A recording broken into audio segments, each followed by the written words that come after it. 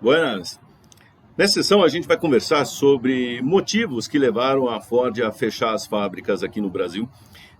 Uma coisa importante é saber o seguinte, olha, fechar uma fábrica é uma decisão muito difícil a ser tomada, porque envolve investimentos realizados, empregos, a sociedade, a própria imagem da empresa frente ao mundo. Então, não é uma decisão fácil e não foi tomada por causa de um motivo, mas ela deve ter sido tomada por causa de vários motivos e a gente vai explorar alguns desses vários motivos que levou a Ford a fechar as fábricas e que os governos federal, estadual, as entidades de classe, as próprias empresas do setor automotivo, não somente do setor automotivo, mas de outros setores, devem estar atentas para não passarem a mesma situação. Até porque tem fatores que são intrínsecos da própria empresa, tem fatores que são microeconômicos, tem fatores que são macroeconômicos que influenciaram essa decisão e é isso que a gente vai explorar agora. Só discutir com vocês, a questão é a seguinte, olha, a Ford é uma empresa relevante dentro do setor automotivo? E a resposta é sim. Então a gente pode ver nesse infográfico, a Ford pelo faturamento, a terceira maior empresa automotiva do mundo. E nesse gráfico, só de curiosidade, o site calculou a receita por segundo. Na verdade, eles pegaram a receita de 2019 de cada empresa, e aí aparece, e dividiram pelo número de segundos no ano. Então, a Volkswagen aparece em primeiro lugar, seguida pela Toyota, e a Ford logo na terceira posição. A tradicional General Motors está na quinta posição, até por problemas que ela teve com a crise de 2008, que na verdade a crise de 2008 assim, foi estopim de uma série de erros que aconteceram com a GM, que vem lá da década de 80, até de assim, alguns acordos trabalhistas, problemas com fundo de pensão, que também acabaram influenciando a Ford em menor grau que a GM.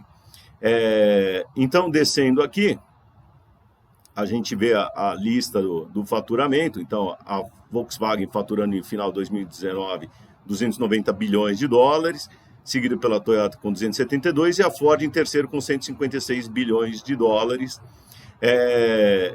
E aí, vamos olhar um pouco os números da própria Ford. Então, peguei aqui nesse outro site, tem aqui as receitas históricas da Ford. Essa aqui é a demonstração de resultados. E vejo que as receitas da Ford, elas estão meio que estagnadas. Então, em 2015 estavam na faixa de 149,5 bilhões de dólares, ou seja, 150 bilhões de dólares. E final de 2019 chegou a 155 bilhões, ou seja, as receitas estão meio que estagnadas. Mas descendo aqui, uma coisa importante, sempre eu gosto de ver, e todo mundo tem que olhar, é o net income, que vocês estão vendo aqui, que é o lucro líquido, o resultado líquido. Então, em 2015, o resultado era de 7,37 bilhões de dólares de lucro líquido, que caiu depois para 4,6, voltou a 7,7, depois caiu pela metade, e em 2019 fechou com 47 milhões de dólares. Pessoal, uma empresa que fatura por volta de 150 bilhões de dólares tem um lucro líquido de 47 milhões de dólares, é muito ruim. Então, vocês podem ver até o crescimento aqui do net income, na verdade foi uma queda de praticamente de quase 99% em 2019. Quer dizer, em 2019 o resultado que já estava oscilando razoavelmente, 7 para 4, depois para 7, 3, despencou em 2019 e em 2020 ainda não saiu o resultado, na época que aqui a gente está gravando o vídeo, mas provavelmente ficou negativo, a menos que alguma coisa lá aconteceu. E a gente vai ver, inclusive, no próximo site, que ficou negativo mesmo. Também é aquela coisa, eu preciso ter alguma base de comparação. Então, nesse outro site aqui, no Macro Trends, eu consigo ver aqui os resultados, então, o lucro líquido também, o net income. E eu selecionei aqui a Ford, a Toyota e a Tesla. Então, a Toyota, para mim, é um grande benchmark dentro do setor, não é só para mim, mas para todo mundo no geral. E a Tesla é uma empresa que está surgindo, então, já está aí um tempo, mas assim, está surgindo como um grande potencial, vamos dizer, a grande ditadora de tendências no setor automotivo para o futuro. E vocês estão vendo justamente que o resultado da Ford oscila bastante e vem caindo, ficando negativo aí já em 2020. Então, 2020, de fato, se 2019 o resultado já foi muito ruim, de novo, para quem estava faturando 150 bilhões de dólares, um resultado de 47 milhões, é praticamente não ter resultado nenhum, é praticamente estar zerado. Quando você calcula a margem líquida, pegar o lucro líquido sobre a receita líquida, virou zero. Em 2020, a Ford já está no prejuízo, enquanto a Tesla, a Toyota ainda consegue manter a sua lucratividade, e a Tesla, ela saiu do negativo, ou seja, está saindo do negativo, indo para o positivo. A Tesla é uma empresa que, assim, vamos dizer, pode ser até chamada de startup inicialmente. Então, na startup você tem uma fase de investimento e depois ela vai crescendo e vai, assim, a Tesla deve experimentar um crescimento exponencial nos próximos anos, pela própria tendência de carros elétricos que a gente já vai discutir. Enquanto a Ford, ela está urgindo, pedindo transformação, e a gente pode ver pelos resultados. Então, a gente já vê sinais aqui nos resultados da empresa que fala assim, olha, alguma coisa tem que acontecer. Agora, nesse site, a gente está vendo as vendas da Ford por país. E aí a gente já começa a ver algumas coisas aqui interessantes. Então, por exemplo, quando eu olho o Brasil, as vendas da Ford vem caindo, principalmente de 2014 em diante. E o interessante aqui é que, por exemplo, as vendas do Brasil, que eram, por exemplo, em 2013, maiores que do Canadá, em 2014 também, então o Brasil vendia 320 mil unidades, isso a Ford, e no Canadá se vendia 288 mil unidades, isso foi caindo. Em 2015 já reverteu. Então, no Canadá, a Ford já vendeu mais carros que no Brasil.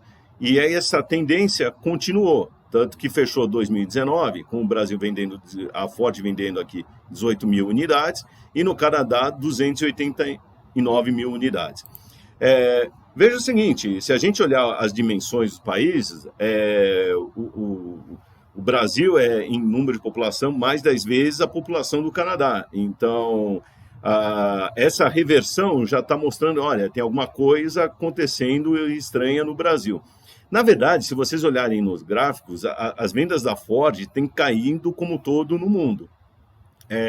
Principalmente ali, ó, a gente vê essa mudança de 2017 para cá, as vendas gerais da Ford têm caído, que a gente está vendo o resultado na demonstração de resultado, no lucro, ou melhor, no prejuízo atual da empresa. Mas a participação do Brasil vem caindo. Então, o Brasil tem perdido espaço nos últimos anos, e isso vem de 2015 para cá, o que já é preocupante, principalmente para quem está aqui no Brasil. E aí, a própria Ford, para tentar reverter os seus resultados, começou a fazer transformações. Então, em final de 2020, ela já avisou o seguinte, olha, eu vou, na América do Norte, descontinuar a linha de sedãs. Então, a Ford tem assim, mudanças estratégicas para tentar reverter o resultado, como, por exemplo, focar nas SUVs, as caminhonetes e tal, alguns veículos de carga, pegando um pouco da tendência que está acontecendo no mercado, olhar um pouco mais no mercado de veículos elétricos, e isso também acaba impactando o Brasil. Então, o outro problema do Brasil é que, olha, tudo bem, lá nos Estados Unidos pararam de vender os sedãs ou produzir os sedãs para focar no outro tipo de veículo. Legal, até porque o mercado está pedindo isso. E aqui no Brasil também tinha essa tendência. Só que aí os carros, os sedãs, principalmente os sedãs pequenos, dependiam, que eram as fábricas, algumas das principais fábricas aqui do Brasil, elas dependem do quê? Do andamento da economia, do crescimento da nossa economia. que não vem uma maravilha de 2015 para cá, como a gente vai ver, inclusive, os dados. Outros problemas, então, não é de hoje que a Ford, vamos dizer, já cometeu alguns erros até estratégicos, algum deles foi, por exemplo, a Auto Latino, tal, que vocês estão vendo até a manchete aí do site do Jornal do Carro, a Auto Latino, o casamento que não deu certo, que foi aquela joint venture, aquela união da Ford com a Volkswagen, que acabou não progredindo muito e depois foi desfeita. Mas, assim, já teve alguns problemas estratégicos em todo o desenvolvimento da Ford nos últimos 30 anos. E a gente tem que lembrar, o setor automotivo é um setor de capital intensivo.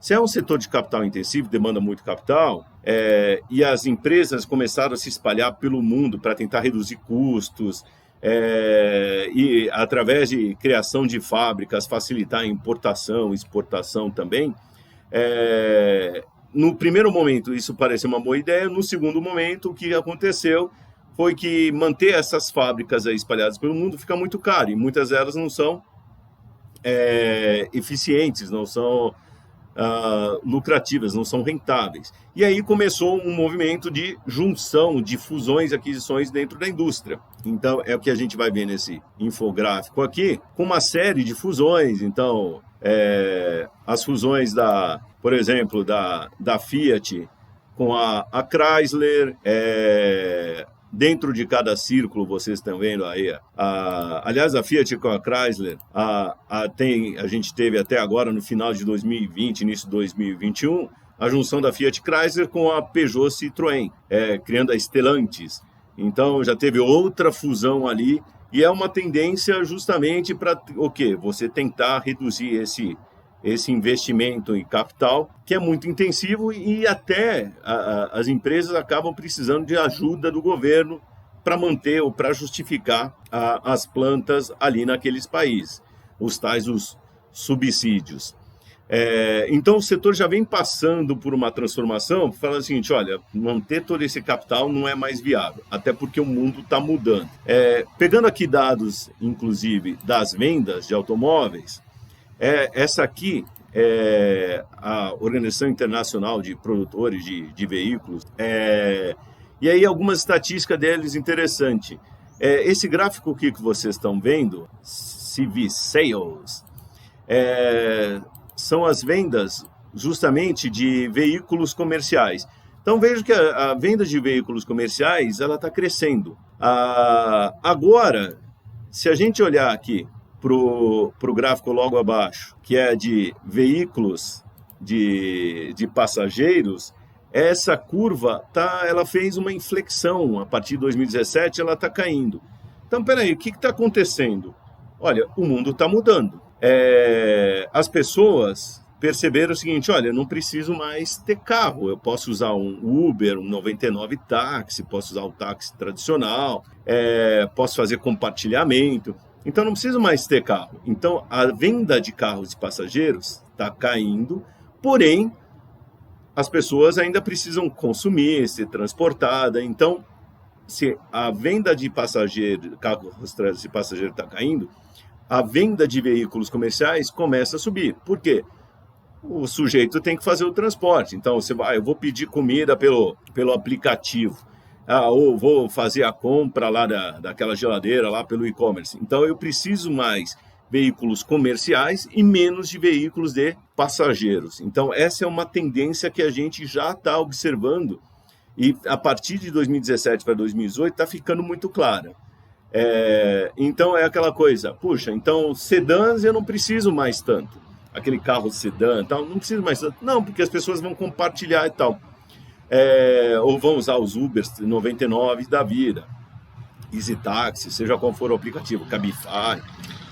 Se esquecer algum, não fiquem bravos comigo. Mas os veículos comerciais vão ser cada vez mais necessários, né? Porque as pessoas não vão usar para se deslocar e vão precisar desse transporte, dessa logística aí. E aí, esse é um estudo da PwC de transformação. Tendências estão transformando a indústria automotiva. Depois, quem tiver curiosidade, digita lá o nome no Google, é bastante interessante. E eu só quero chamar a atenção aqui para uma sigla que eles usaram tal, que é essa daqui, ó. Fácil é easy, né? Eles chamaram aqui ISCSI, não sei se assim ficou mais ou menos, mas ele está falando, olha, o futuro da indústria automotiva é eletrificada, ou seja, veículos elétricos, autônomos, compartilhadas, conectados e de atualização anual. Então, isso requer o seguinte, olha, as fábricas antigas que estão por aí, elas acabam ficando defasadas e desnecessárias. Muitas estão com capacidade ociosa enorme, então de 30% ou mais. Acentuada ainda mais, já estava antes, e fica acentuado mais com a pandemia. E o que a gente viu no outro slide, o perfil de consumo de carros, de automóveis está ficando diferente, indo mais para o comercial do que para o carro de passageiro. E quem está adquirindo já está procurando carros com um novo perfil. Elétricos, autônomos, os autônomos estão... Fiquem tranquilos, os carros não vão sair dirigindo sozinhos do tempo, mas embarcado, uma tecnologia embarcada nos carros que já dá mais autonomia e mais segurança na direção. Então isso já está acontecendo. E nesse outro estudo aqui da Deloitte, mostra a projeção do crescimento do mercado de veículos elétricos. Isso já está acontecendo fortemente na Europa, que vocês estão vendo a linha azul clara, e mesmo nos Estados Unidos está crescendo cada vez mais, e você precisa investir em outra planta, outros tipos de motores, outros tipos de carro, tamanhos diferentes de carros, e é uma tendência de crescimento assim, quase exponencial por todo o mundo. No Brasil ainda não chegou. Não, a gente tem aqui no Brasil ainda o etanol, mas o carro elétrico está chegando e vai chegar cada vez mais. Se a gente vai ter, provavelmente, qual que vai vencer, etanol, elétrico e tal, eu acho que vai ser um pouco de cada. Então, assim como as fontes de energia, a gente vai ter várias fontes alternativas de energia, solar, eólica, hidráulica, então não vai ter somente uma. Mas o bom e velho óleo, petróleo, esse é o gasolina, e diesel, esse vai mudar. Então, você tem também, os produtores de automóveis, tem que estar atento a isso e tem que mudar a sua produção.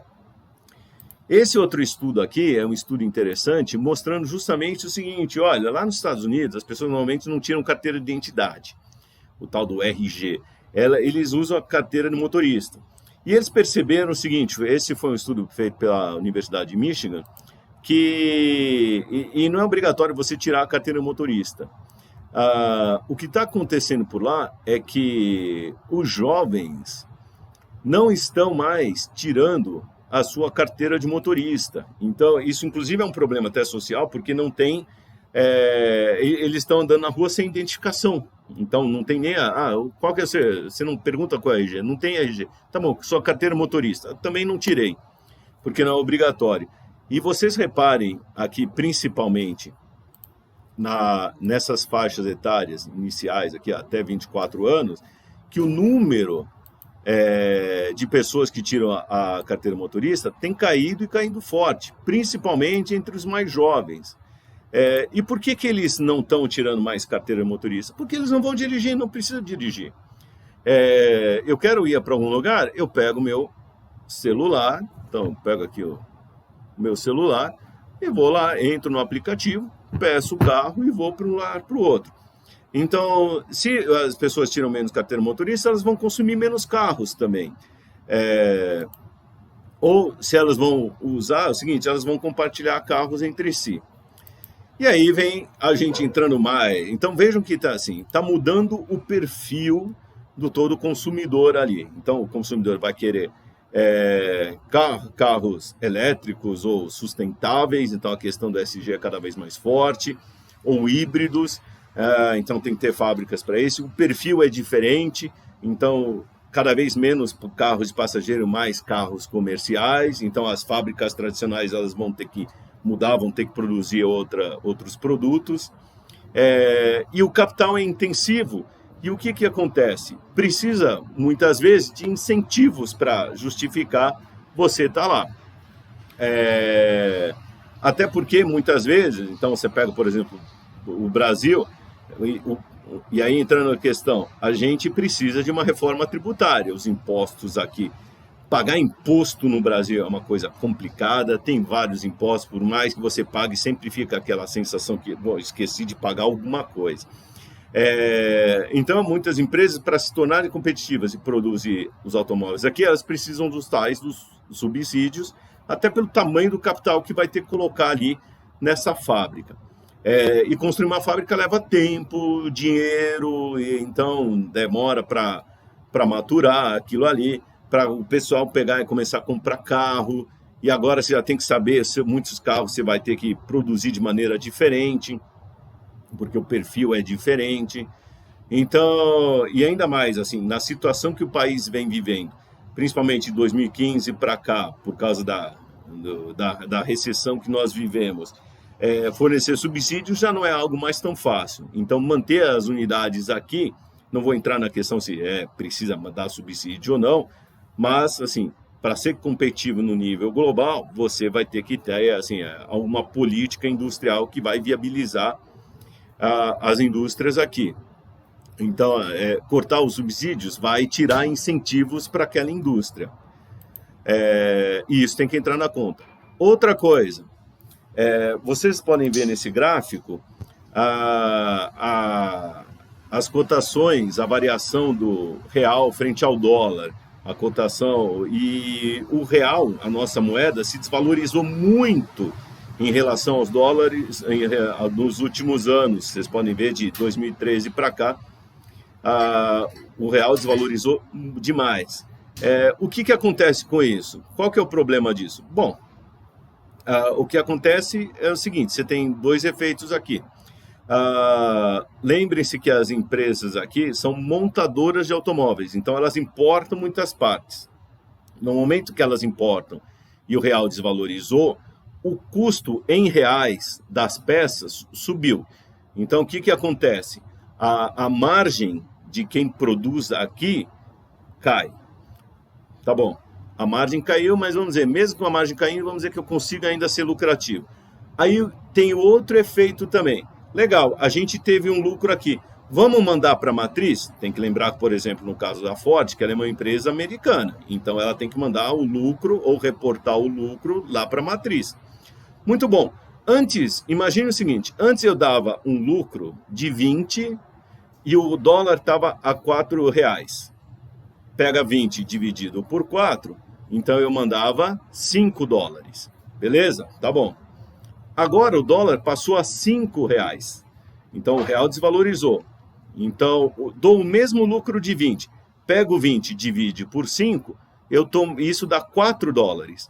Então, mesmo que a venda ou a margem continuasse a mesma, com a desvalorização do real, quando eu mando para lá, para o exterior, para a matriz da Ford, eu estou mandando menos lucro, ou estou reportando menos lucro. O lucro que antes que era $5, passa a ser agora $4.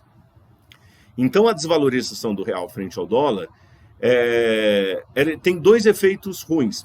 O custo do que é importado, e as montadoras importam bastante, aumenta e o lucro cai, o que já diminui a atratividade das fábricas aqui. O segundo efeito é justamente o quê? O lucro que eu mando lá para fora diminui. Então, são duas coisas ruins. Essa desvalorização só é boa para quem exporta.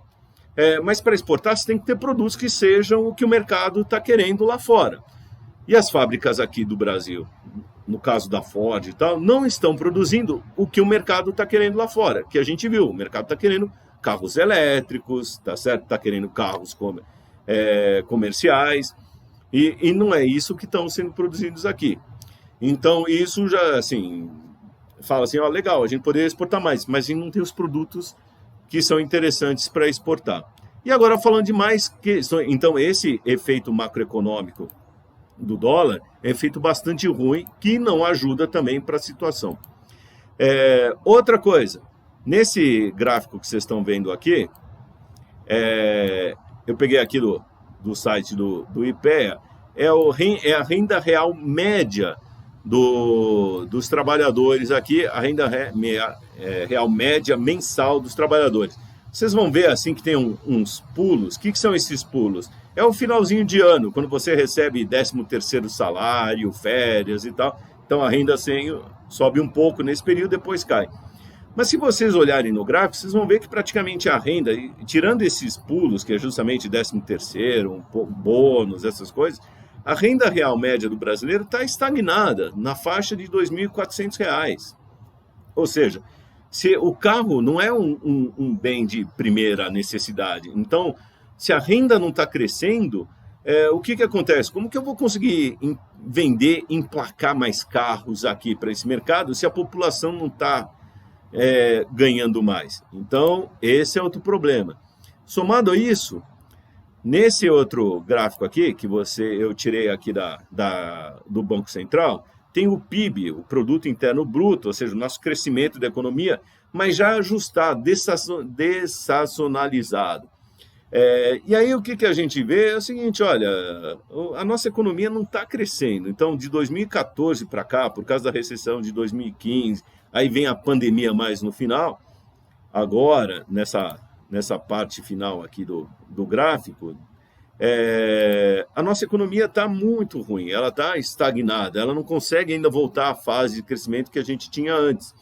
Então, assim, olha, a renda das pessoas não está crescendo, a economia não está crescendo.